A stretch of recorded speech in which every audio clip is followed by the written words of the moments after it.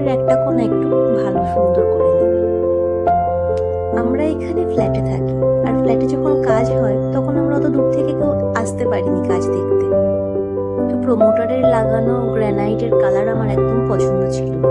কেমন যেন রান্নাঘরটা সবসময় অন্ধকার অন্ধকার লাগে। কিছুদিন আগে অনলাইন থেকে এই ওয়ালপেপারটা কিনেছিলাম। এটা জানেন তো ওয়াটারপ্রুফ, তাই রান্নাঘরে লাগানো যেতেই পারে। যাতে একটু আলো মনে হয় তার জন্য সাদাই পছন্দ করেছিলাম। দেখুন তো বেশ ভালো লাগছে না দেখতে? সকালবেলা রুহি আলু সেদ্ধ ডাল ভাত খেয়ে স্কুলে চলে গেছে। ওর বাবাও এই খেয়েই অফিসে গেছে। তো এখন ভাবলাম হাতে যখন সময় আছে একটু রান্না করে নিই। আর আজকে কলকাতায় যে পরিমাণ গরম পড়েছে, নিরামিষ খেতেই ইচ্ছা করলো। ঘরে শুধু পটল ছিল, আলু ছিল, তো ভাবলাম আলু পটলের একটা নিরামিষ তরকারি বানিয়ে নিই। এইভাবে নিরামিষ আলু পটলের তরকারি আমার মা বানাতো। এত সুন্দর হতো খেতে। আমার হাতে মায়ের স্বাদটা আসে না ঠিকই, তবুও নিরামিষ আলু পটল বানালে এভাবেই চেষ্টা করি। একদিকে আলুগুলো ডুমো ডুমো করে কেটে ভাজতে বসিয়ে দিলাম, আর এদিকে পটলগুলো এই ফাঁকে কেটে রাখছি। আমি এটাকে মুড়ি ঘন্টের স্টাইলে বানাচ্ছি, ওই যে গোবিন্দভোগ চাল দিয়ে যেটা করে। আমরা এটাকে চাল পটল বলি। আপনাদের আঞ্চলিক ভাষায় এটাকে কি বলে অবশ্যই জানাবেন। আলুগুলো ভাজতে বেশ সময় লাগে। এই ফাঁকে মশলাটাও করে রাখি। আদা, কাঁচা লঙ্কা একটু বেশি করে জল দিয়ে পেস্ট করেছি, কারণ এর মধ্যে আবার ওই জিরে গুঁড়ো আর হলুদ গুঁড়োটা মিশিয়ে একটা পেস্ট মতন হয়ে যাবে। আমি না একটু কম তেলে রান্না করার চেষ্টা করি, আর এই কম তেলে রান্না করতে গেলে দেখি রান্নার সময় যেন একটু বেশিই লাগে। ব্যাস, এদিকে মশলাটাও রেডি হয়ে গেল। আজকে জানেন তো সকাল থেকে চা খাওয়া হয়, তাই জন্য মনটা কেমন হঠাৎ চা চা করে উঠলো। ভাবলাম রান্না করতে করতেই এক কাপ চা করে খাই। চায়ের কত ক্ষতি, মানে দুধ চায়ের কত ক্ষতি, এটা জেনেও কিন্তু মাঝে মধ্যে আমার মনটা কেমন দুচ্ছে দুচ্ছে করে। আপনাদের কার কার এরকম হয় বলুন তো? কিন্তু দূরপাল্লার ট্রেনেও যে চা দেয় না, গরম জলের মধ্যে একটু দুধ গুলে চা গুলে দিয়ে দেয়, ওটা আবার আমি খেতে পারি না। ওর থেকে আমি চা না খেয়েই থাকতে পারি। একটু দুধ ঘন করে ফুটিয়ে চা দিয়ে ফুটিয়ে খাবো, তবেই না দুধ চা খাওয়ার মজা। চা হতে হতে দেখলাম এদিকে আলুগুলো ভাজা হয়ে গেছে। চলুন আলুগুলো তুলে রাখি, এরপর আস্তে আস্তে পটলগুলো ভাজতে হবে। এই কড়াইয়ে অল্প একটু তেল দিলাম, দিয়ে পটলগুলো ভাজতে দিয়ে দিলাম। যে কোনো সবজি ভাজতে গিয়ে একটু নুন দিলে দেখি ভাজাটা যেন তাড়াতাড়ি হয়। এদিকে গোবিন্দভোগ চাল 2 চামচ নিয়ে জলের মধ্যে ভিজিয়ে রেখেছি।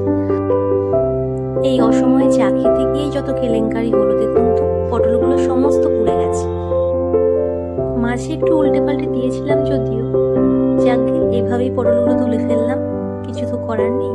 এবার কড়াইটা নিয়ে যে কি করি, গ্যাস জ্বালানো অবস্থাতেই একটু খুন্তি দিয়ে ভালো করে ঘষে একটা টিস্যু পেপার দিয়ে মুছে নিলাম কড়াইটা।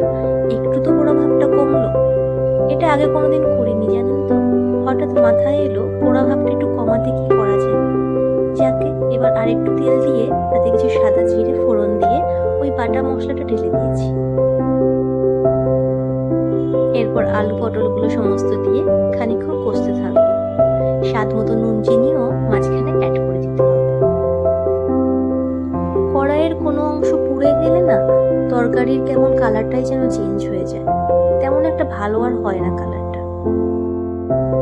যাই হোক, এবার ভিজিয়ে রাখা গোবিন্দভোগ চালটা জল সমেত ঢেলে দিলাম। একটু নেড়ে ছেড়ে নিয়ে এতে বেশ খানিকটা জল দেব। বেশি জল দিতে হবে, কারণ চালটাকেও তো সেদ্ধ করতে হবে। চাল সেদ্ধ হয়ে জলটা বেশ যখন শুকিয়ে যাবে, তখন এর মধ্যে একটু ঘি আর গরম মশলা দিয়ে নামিয়ে নেব। ব্যাস, ওই ঘি গরম মশলার গন্ধের জন্য কিন্তু তরকারিটা আরো সুন্দর হয় খেতে। আপনারা কারা কারা এইভাবে চাল পটল রান্না করে খান অবশ্যই কমেন্ট করে জানাবেন। আর অন্য কোনো ইনগ্রেডিয়েন্ট দেন কিনা সেটাও জানাবেন। আমি অন্যদিন টমেটোও অ্যাড করি, আজকে টমেটোটা দেওয়া হয়নি। দুপুর এখন 3:30 মতন বাজে। রুহিও স্কুল থেকে চলে এসছে, ও ফ্রেশ হতে হতে ভাত বেড়ে নেব। আর সকালে সেই ডাল রান্না করে রেখেছিলাম, সঙ্গে রয়েছে আমের চাটনি আর এই চাল পটল। গরমের দিনে কিন্তু এরকম নিরামিষ খাবারই ভালো লাগে, এই মাছ মাংস আর ভালো লাগে না। তাহলে চলুন এবার খেয়ে নিই। কাজ নিয়ে বসেছে, একটা জুট ব্যাগে নিজে নিজে কালার করছে। মেয়েটা কিন্তু বেশ বড় হয়ে গেল দেখতে দেখতে, এখন আর স্কুলের কাজে সবসময় আমাকে ডেকে বলেও না, মোবাইল দেখে নিজেই ডিজাইন বার করে কালার করতে বসে। এখন বিকেল 5:30, বাইরে বেশ ভালোই আলো আছে, গরমকাল বলে কথা, প্রচন্ড গরম পড়েছে কিন্তু হাওয়াও দিচ্ছে ভালোই। সকালে যেমন বেশ হাওয়া ছিল, এখন একটু কম। ওই চারিদিকটা দেখতে বেশ ভালোই লাগে জানালার ফাঁক দিয়ে। এই ফ্ল্যাটের থেকে আর কত দূরই বা দেখবো বলুন। সকাল সন্ধে এই পুকুরের ধারে থাকি, বেশ সুন্দর মিষ্টি হাওয়া আসে, আর এই গাছগুলোতে জানেন তো টিয়া পাখি থাকে, এত সুন্দর ডাকে মনটা জুড়িয়ে। তাহলে ভিডিওটা আজকে শেষ করছি। সবাই ভালো থাকবেন, সুস্থ থাকবেন, আর আমার ভিডিওটা কেমন লাগলো অবশ্যই কমেন্ট করে জানাবেন।